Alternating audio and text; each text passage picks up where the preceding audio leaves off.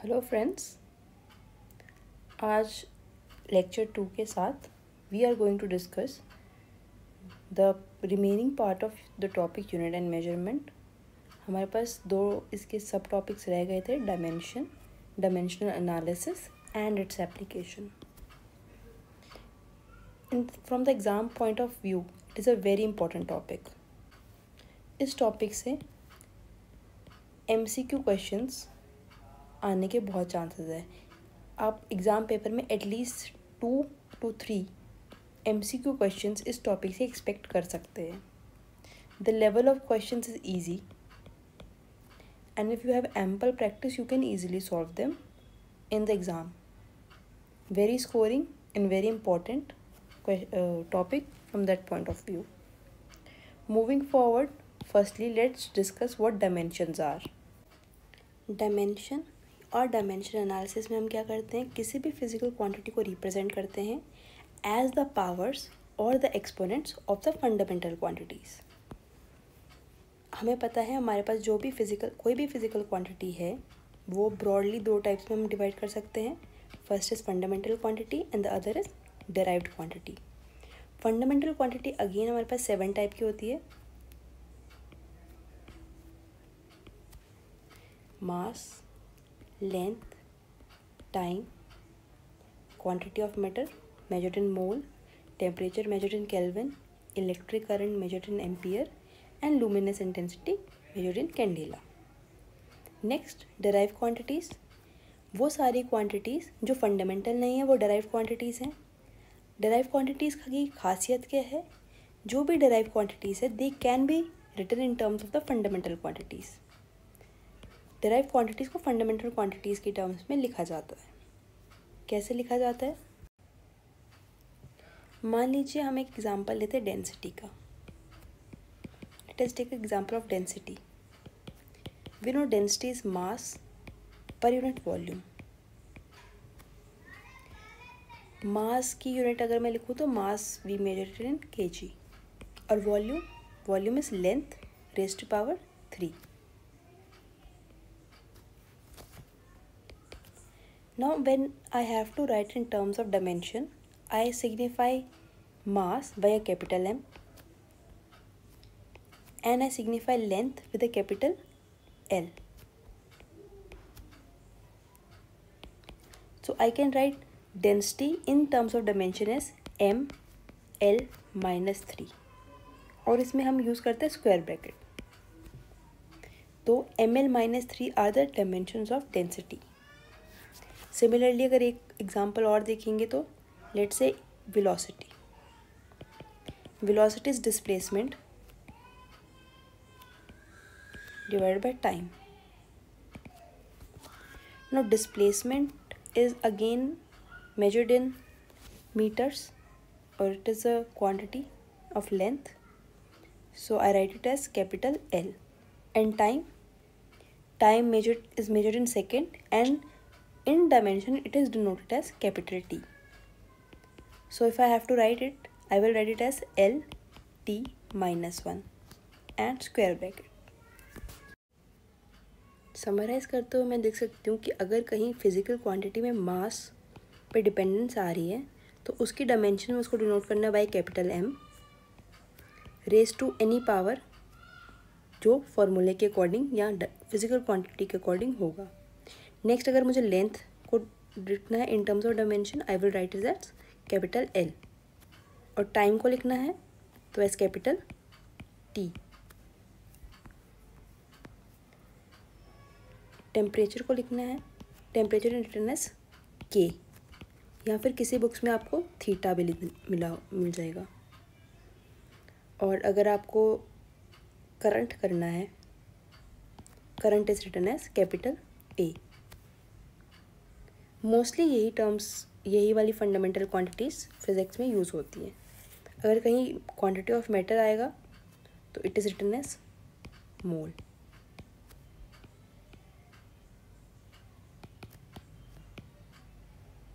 Moving on, dimensional formula क्या है। So from these two example I can say that dimensional formula of density. It is as ml minus 3. This is the dimensional formula of density. एक और तरीका है इसको लिखने का, और I can write it as ml minus 3 T0, because we know anything raised to the power 0 is 1. So this is one another method of writing this.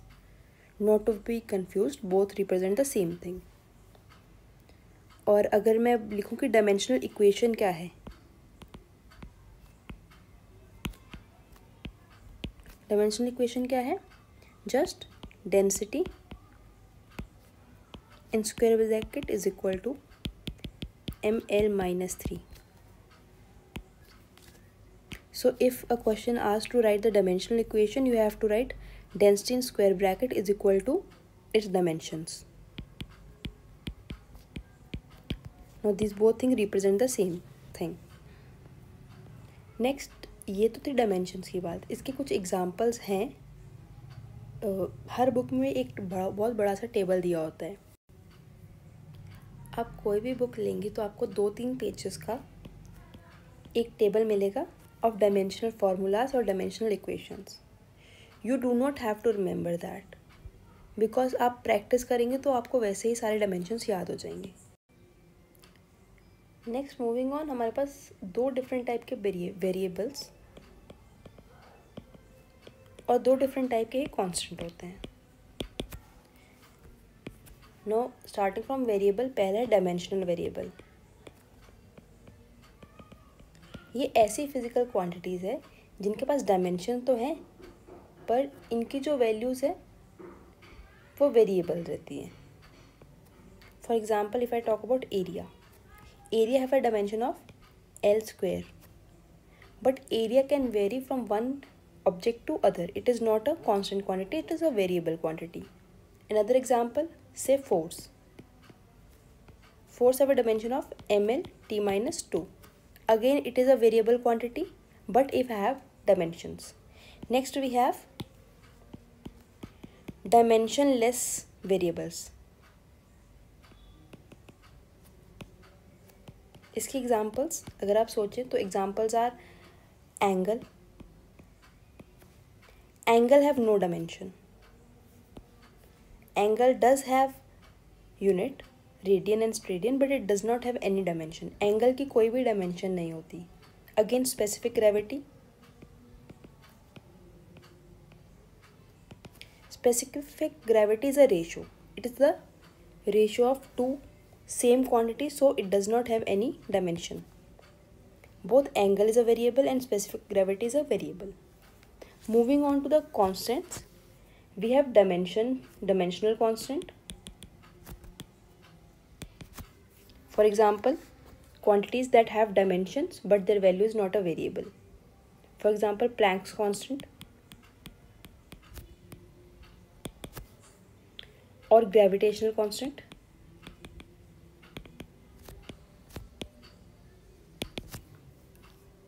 Right now you can pause the video and write the dimension of these 2 quantities.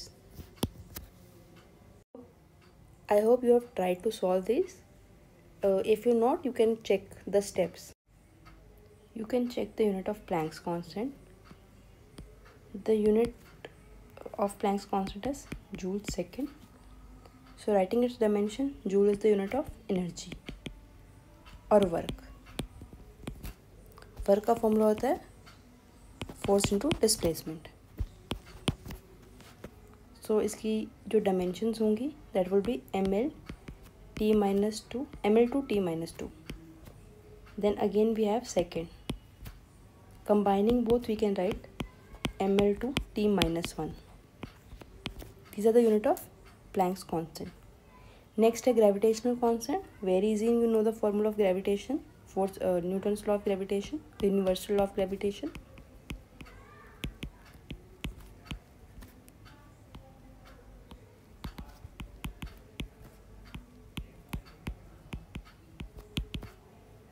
We know the dimension of force. R is the distance between two bodies, effectively the length. M1, M2 are the two masses. Combining this, we get the dimensional equation of gravitational constant as m-1 L cube T minus 2. This was the first dimensional constant. The next is dimensionless constant.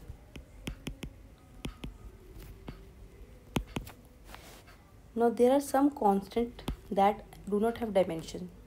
For example, pi, exponential, etc. These quantities are constant quantities. Moving on the next very important topic, application of dimensional analysis.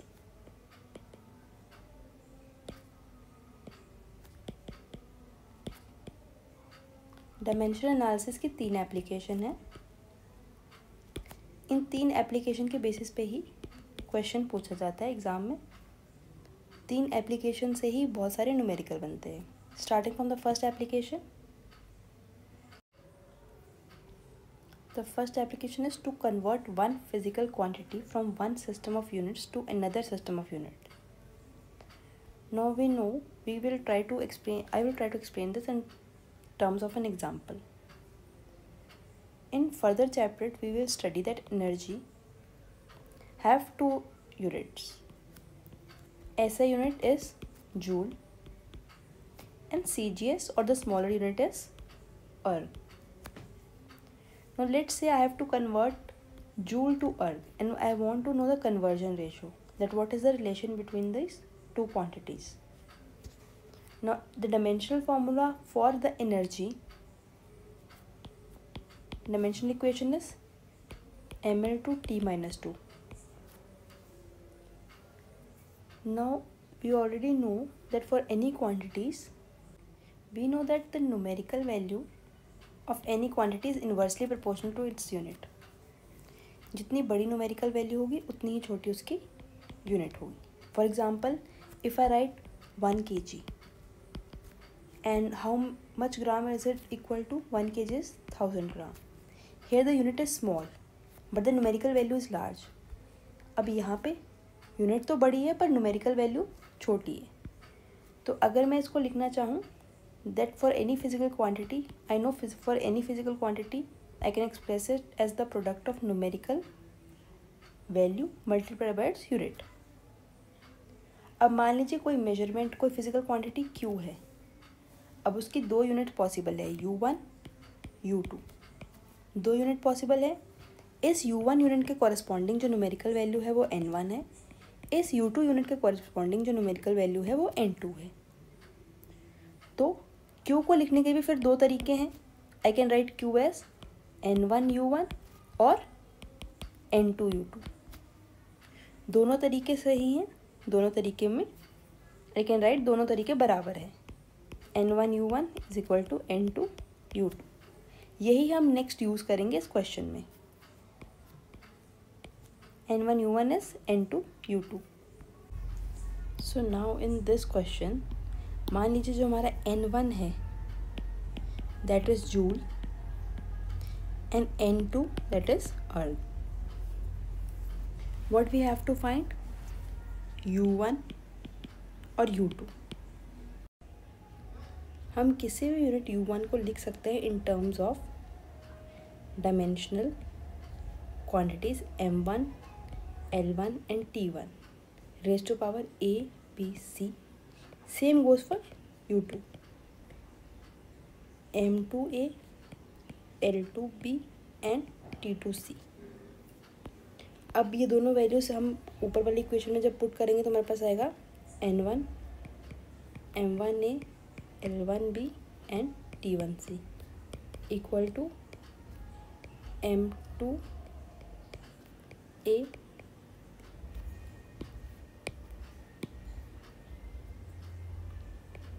L2A B and T2C. अगर हमें N2 की value find करनी हो तो हम क्या करेंगे? N2 is N1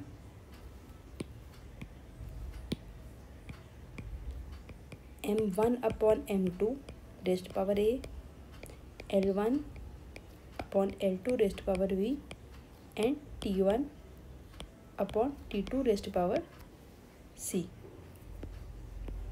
अब करंट जो एग्जांपल है उस पर ये चीज़ यूज़ करके देख लेते हैं। हमारे पास जूल SI सिस्टम है। M1 की जो वैल्यू है इट इज़ 1 kg। L1 की जो वैल्यू है दैट इज़ 1 मीटर। T1 की जो वैल्यू है दैट इज़ 1 सेकेंड। अब जो CGS सिस्टम है उसमें M2 की वैल्यू है ग्राम, L2 की वैल्यू है सेंटीमीटर और T2 की वैल्यू है second. Now here N2 is equal to N1 upon M2 raised power A, L1 upon L2 raised power B, T1 upon T2 raised power C. Substitute all the values. Here N1 is 1 joule and N2 is, we have to find how many hours. तो सारी value substitute करेंगे। 1 M1 is 1 kg divided by 1 gram. L1 is 1 meter divided by 1 centimeter. 1 second divided by 1 second. और A, B और C की value हमें पता है। This is A, this is B and this is C. A is equal to 1, B is equal to 2 and C is equal to -2. So writing N2 is equal to 1 kg को if I write in terms of gram it is 1000 gram. Metre को centimetre के terms में लिखेंगे तो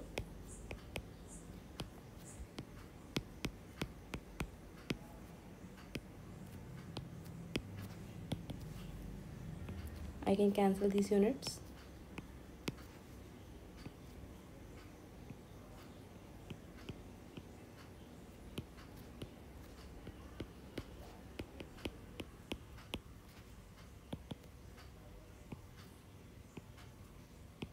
Ten is power 1 2 3 4 5 6 7.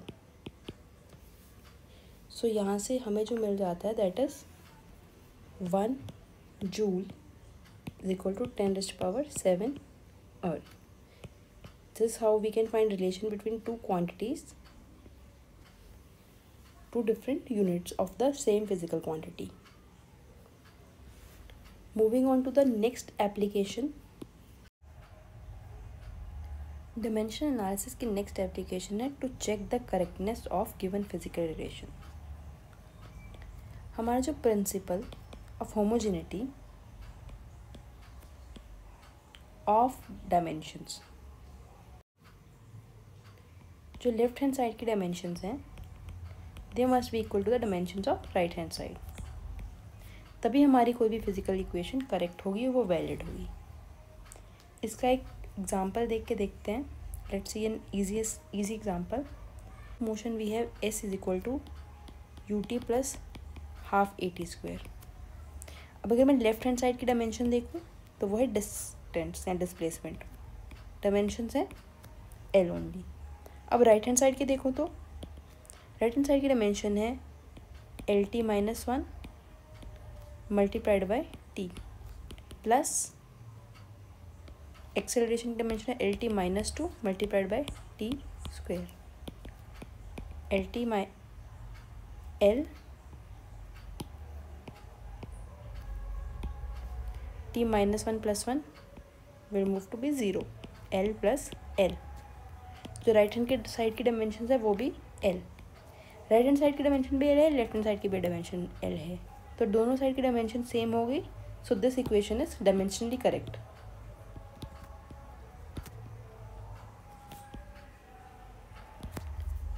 Similarly इसके एक और example,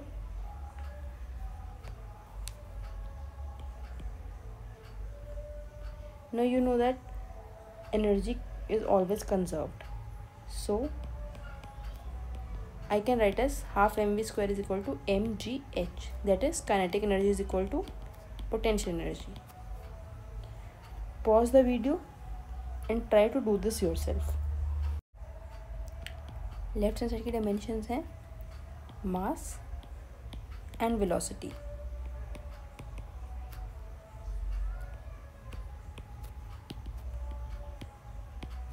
Square on this, so L2T minus 2 comes out to be ML2T minus 2. Right hand side की check करेंगे.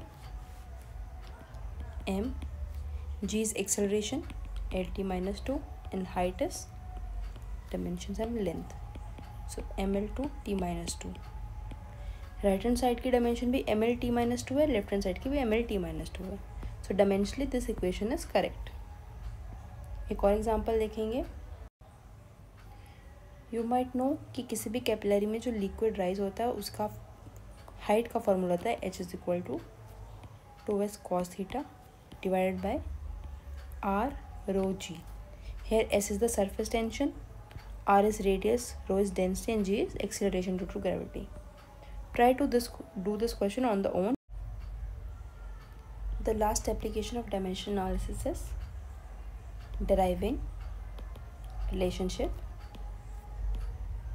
between different physical quantities. This is the most important application.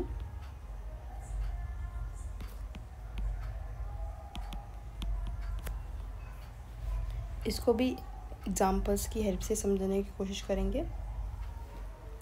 Now how to tackle this kind of questions.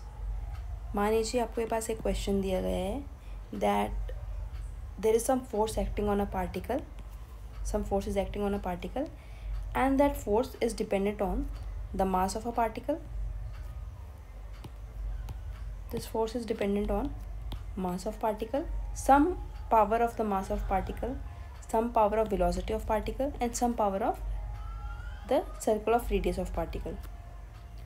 So you have to decide on what values, on what terms, and on what powers this force depends on them. So from question you can say that force is directly proportional to some power of mass, it is directly proportional to some power of velocity, and directly proportional to some power of radius. In the question what we have to find? We have to find the value of this A, B, and C. Now combining these three equations I can write that force is directly proportional to MA, VB, and RC. To remove the proportionality sign I drop a constant.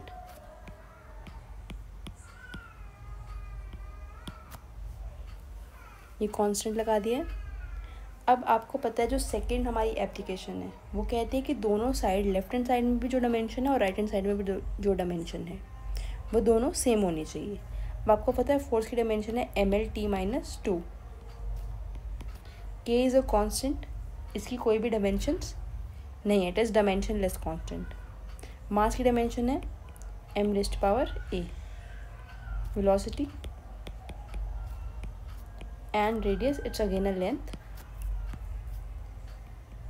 Now what you have to do is you have to write the terms and make a comparison on both the sides.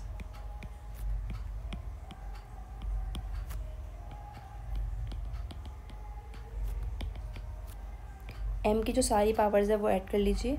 Length की एक ये है, एक ये है, so it can be bases are same, powers are added when multiplied. और आपके पास left hand side ये है और राइट हैंड साइड ये है. अब दोनों साइड्स को आप कंपेयर करेंगे तो आप देखेंगे यहाँ पे m की पावर 1 है और यहाँ पे m की पावर a है. तो सेम होने के लिए a should be equal to 1. यहाँ पे l की पावर b प्लस c है, l की पावर 1 है, so you can easily write b plus c is equal to 1. यहाँ पे t की पावर है माइनस b और यहाँ पे t की पावर है माइनस 2. अगेन कंपेयर करेंगे तो we get minus B is equal to minus 2. A की वैल्यू आ गई है 1, बी की वैल्यू आ गई है 2, सी की वैल्यू है 1 minus B that is 1 minus 2 that is minus 1. तो I can write force is direct equal to K M1 V2 C R minus 1. सो आपके पास फोर्स का फॉर्मूला बन गया mk/m v²/r. This is the necessary relationship that is was required. Similarly एक और question try करते हैं. Next question is there is a vibrating string and the frequency of this vibrating string, it is given, that is dependent upon the length of the string, mass per unit length denoted by m. This m is mass per unit length, and the tension in the spring. Now we have to find what is the expression for this frequency depending on these three quantities.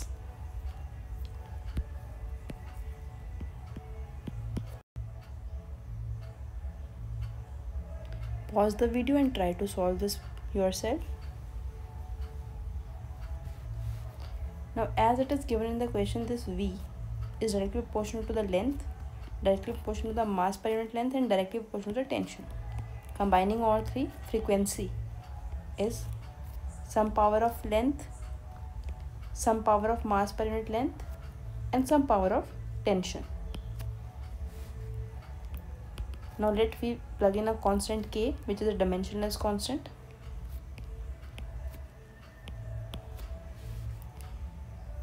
Now again we know that frequency has a dimension of t-1. K is not having any dimensions. L has a dimension of length. Mass per unit length have dimension of m, L-1 raised to power b, and tension is a force and it has a dimension of mlt-2 raised to power c. Now if I have combined all the terms of m, l and c, so m comes out to be b plus c, l comes out to be a minus b plus c, and t comes out to be minus 2c. I have simply used the formula that when bases are same and the terms are being multiplied, you just add the powers.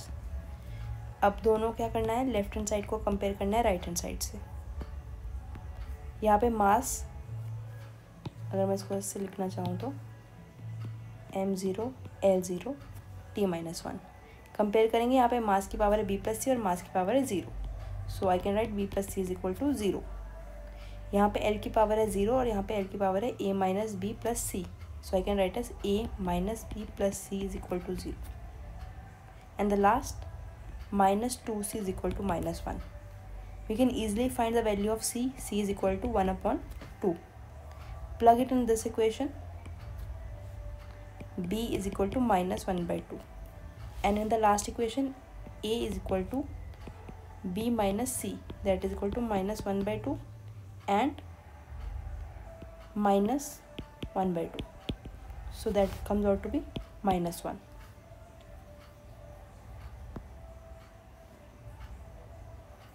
So I can write that frequency is directly proportional to L raised to power minus 1, directly proportional to mass per unit length raised to power 1 by 2 minus 1 by 2, and tension raised to power plus 1 by 2. So combining all three, frequency is equal to k upon L t raised to power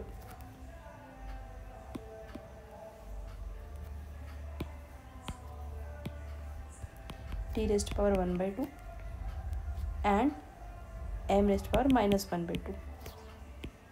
इसको ऐसे लिखा जाता है k upon L under root t upon m. This is the formula of frequency for a string vibrating.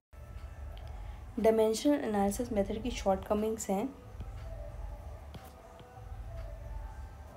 First, that it cannot be used in the equations या in the formulas जहाँ पे exponential या logarithmic terms आती हैं. Second, इसकी shortcomings है कि ये फेल हो जाता है जब कोई भी क्वांटिटी 3 से ज़्यादा मोर देन 3 टर्म्स पे डिपेंडेंट होती है. Then this method fails. Next इसकी शॉर्टकमिंग है कि ये मेथड कोई भी हमें इंफॉर्मेशन नहीं देता है ऑफ द कांस्टेंट के के बारे में कोई भी इंफॉर्मेशन हमें नहीं मिलती है इस मेथड से. So these are the some of the shortcomings of dimensional analysis method. Next we will move on to solving some questions and seeing the previous year questions based on this topic. ये जो first question है ये NVS 2022 के exam में आया है. Physical quantity which have neither units nor dimensions. Pressure, stress, Poisson ratio and bulk modulus. It's a very easy question. Next है if energy E, velocity v and force F are taken as fundamental quantities, then dimension of masses. This is also a good question. ये थोड़ा घुमा के दिया हुआ question है. ये KVS 2022 में आया था. और ये आप वीडियो पॉज करके इसको अपनी खुद सॉल्व करने की कोशिश कीजिए and then write the answer in the comment section. ये जो लास्ट क्वेश्चन है ये भी KVS 2022 में आया हुआ क्वेश्चन है. A viscous liquid of density rho is flowing in a tube of radius r with speed v. The Reynolds number r is. अब इसमें ये आपको एक इक्वेशन दी हुई है और इसमें x की जो आपको डायमेंशन निकालनी है. डायमेंशन निकालने के बाद आपको बताना है कि वो किसकी है. विस्कोसिटी की है, सरफेस टेंशन की है, g की है या प्रेशर की है. You can pause this video here and try to solve this. You can write the answer in the comment section. Now practice के लिए मैं कुछ next आपको question दे दूँगी. Here are some practice questions. Pause the video, solve them and post the answers in the comment section.